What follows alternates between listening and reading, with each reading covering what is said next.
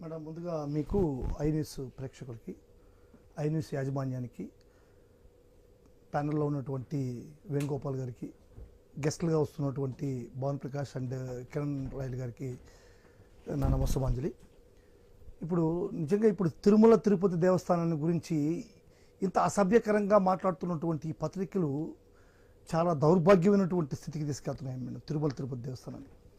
ఎందుకంటే తిరుమల తిరుపతి దేవస్థానం అనేటువంటిది హిందూ సమాజానికి హిందూ భక్తులకి చాలా పవిత్రమైనటువంటి స్థలం. అది అటువంటి స్థలంలో జరిగే ఏ కార్యక్రమం అయినా కానీ హిందూ మనోభావాలు దెబ్బతినే మాదిరిగా ఈనాటి ఈ రాష్ట్ర ప్రభుత్వం ముందుకు తీసుకెళ్తా ఉంది.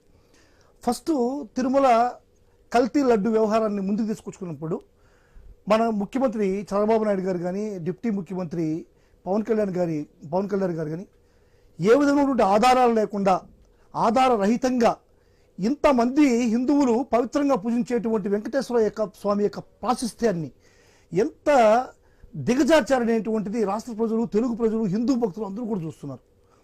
వాళ్ళు ఏకంగా ఒకేపటి చెప్పాడు, మన సీఎం స్థాయిలో ఉండి డిప్యూటీ సీఎం స్థాయిలో ఉండి సాక్షాత్తు పవిత్రమైనటువంటి లడ్డూలో జంతు కొవ్వులు కలిశాయి అని చెప్పని హిందువుల మనోభావాలు ఏ విధంగా దెబ్బతీశారనేటువంటిది మనం అందరం కూడా గమనించాలి.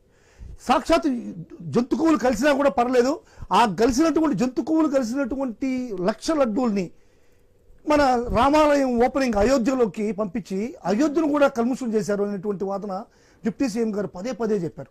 దానికి ప్రాయశ్చిత్త దీక్షలు చేశాడు, ఎన్నో మెట్లు గడిగాడు, ఎన్నో గుడులు గడిగాడు, ఎన్నో ఆదర్శమైనటువంటి నేను సనాతన ధర్మం ఊగిపోయాడు. ఆయన సనాతన ధర్ముడో లేకుండా ఉంటే ఎటువంటి సనాతన ధర్మాలు పాటిస్తున్నాడు అనేటువంటిది ప్రజలు చెప్పాలి, సనాతన ధర్మం ఆచరించేటువంటి పెద్దలు చెప్పాలి ఆయన నిజంగా సనాతన ధర్మంలా కాదని.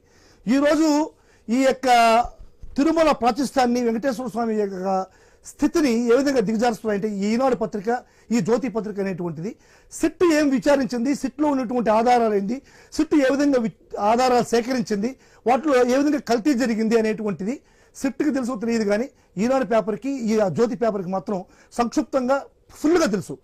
సరే వీళ్ళు ఏ విధంగా తయారయ్యారంటే చంద్రబాబు నాయుడుకి ఒక బేతాళుల మాదిరి తయారైపోయారు. బేతాళుడు కథ రాస్తాడు, ఆ కథని చంద్రబాబుకి ఇస్తారు, ఈ కథని చంద్రబాబు సిట్కి ఇస్తాడు, ఆ సిట్లో ఈ యొక్క కథన ఆధారంగా సాక్ష్యాలని పొందుపరుస్తారు. నేను సిట్లో ఉండేటువంటి అధికారులు సూటిగానే ప్రశ్నిస్తున్నా. ఇప్పుడు 2019-24 మధ్యలో జగన్మోహన్ రెడ్డి గారి ప్రభుత్వంలో ఉన్నప్పుడు ఉపయోగించినటువంటి నెయ్యిలో ఉపయోగించిన ప్రసాదాన్ని కానీ లేకుంటే లడ్డూలు కానీ ఎక్కడైనా సరే భద్రపరిచి దాన్ని మీరు చెక్ చేశారా? చెక్ చేసి ఉంటే నిజంగా నిర్ధారణ ఈ నెయ్యి కరెక్ట్గా ప్యూర్ నెయ్యి కాదు అని చెప్పి చెప్పగలరు. ఏ విధమైనటువంటి నమూనాని మీరు రోజువారీ నమూనా సేకరణ లేదు టీటీడీలో. ఏ విధంగా ఇస్తున్నారు? టీటీడీ నెయ్యిలో మనం కల్తీ జరపడం అనేటువంటిది చాలా కష్టతరమైనటువంటి సమస్య.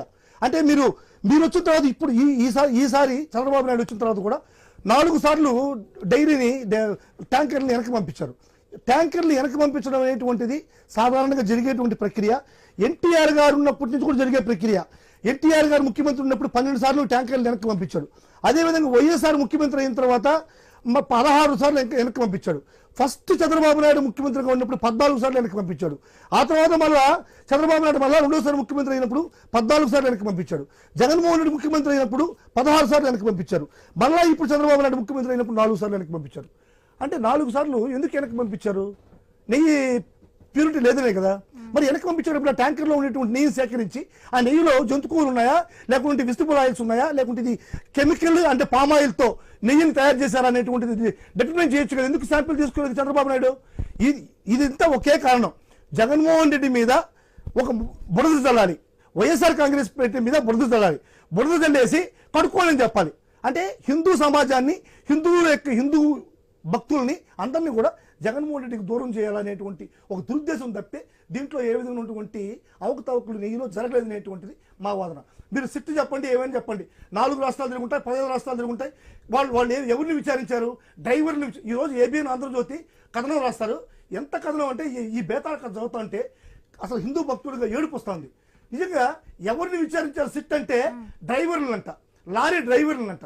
సిగ్గు సర్వం లేకుండా లారీ డ్రైవర్ని విచారించారని చెప్పని రాధాకృష్ణ చెప్పడం అనేటువంటిది శోచనీయం.